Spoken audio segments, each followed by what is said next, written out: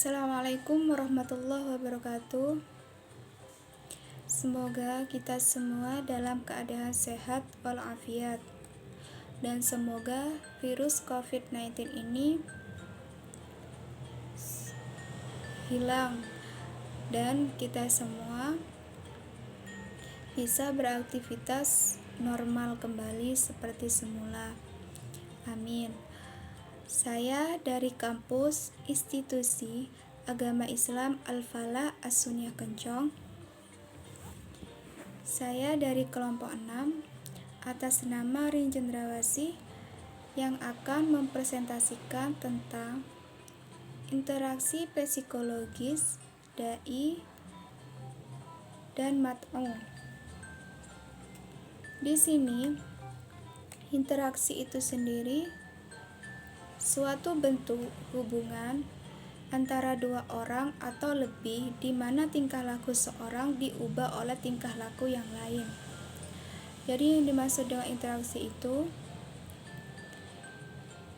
diartikan sebagai suatu bentuk hubungan antara dua orang atau lebih di mana tingkah laku seorang diubah oleh tingkah laku orang lain. Itu yang dimaksud dengan interaksi sosial itu sendiri. Di sini faktor-faktor yang mempengaruhi interaksi psikologi dai dan mat'u ada faktor imitasi, faktor sugesti, faktor identifikasi, faktor simpati. Di sini faktor imitasi itu sendiri yaitu faktor yang seperti tiru-meniru dan ikut-ikutan. Di sini proses imitasi diawali oleh timbulnya sebuah gagasan atau keyakinan baru di dalam masyarakat sebagai perangsang pikiran. Jadi di sini itu faktor imitasi itu biasanya seperti tiru-meniru dan ikut-ikutan, itu faktor imitasi. Yang kedua ada faktor sugesti. Faktor sugesti itu sendiri yaitu suatu proses di mana seorang individu dapat menerima suatu cara penglihatan atau pedoman-pedoman tingkah laku dari orang lain tanpa kritik terlebih dahulu. Terus yang ketiga ada faktor identifikasi. Faktor identifikasi itu sendiri yaitu seperti keinginan dalam diri anak untuk menjadi sama seperti ayah atau ibunya. Itu faktor identifikasi. Yang keempat ada faktor simpati. Simpati di sini merupakan proses sadar diri bagi manusia yang merasa simpati terhadap orang lain. Itu faktor simpati.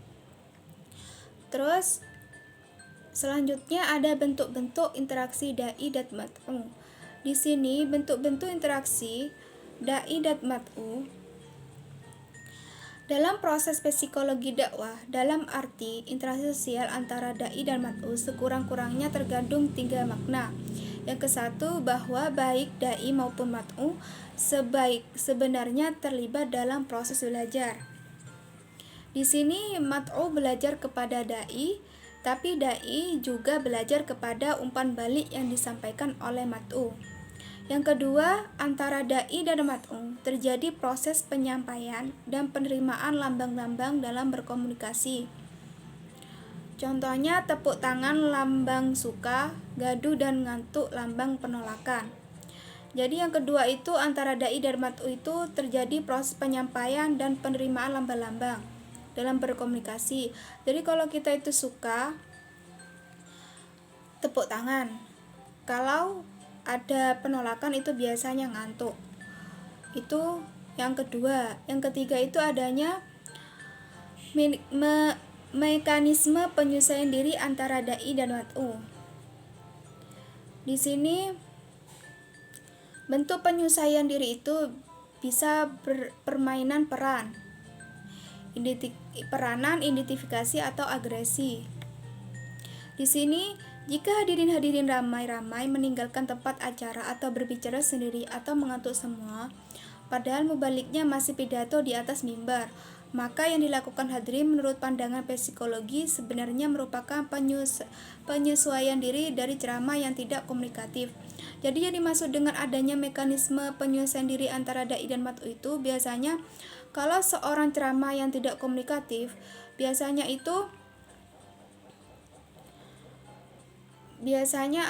seorang mat'u itu biasanya di tempat acara itu bicara sendiri atau mengantuk. Itu dimaksud dengan penyesuaian diri atau antara dai dan mat'u. Tuh di sini proses dakwah itu dikatakan efektif bila terjadi ada beberapa tahap. Yang pertama ada tahap kognitif. Tahap kognitif itu di sini ketika seorang mat'u mampu menangkap, mengerti dan memahami apa yang disampaikan oleh seorang dai. Yang kedua ada tahap afeksi. Tahap afeksi di sini itu tahap seorang mat'u diharapkan mampu merasakan dan merenungkan secara lebih mendalam apa yang telah disampaikan oleh dai. Tidak hanya sekedar memikirkan saja. Yang ketiga ada tahap psikomotor. Di sini psikomotor itu adalah tahap di mana seorang mat'u telah mampu mengaplikasikan atau menjalankan apa yang sebelumnya telah disampaikan oleh seorang dai. Di sini ada 4 bentuk interaksi sosial. Yang pertama ada kerjasama. Yang kedua persaingan.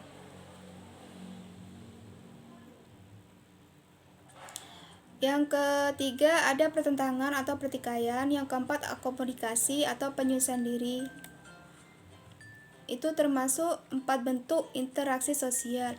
Jadi bentuk-bentuk interaksi sosial itu ada kerjasama. Kerjasama di sini itu suatu usaha bersama orang atau perorangan atau kelompok manusia untuk mencapai suatu atau berapa tujuan yang bersama.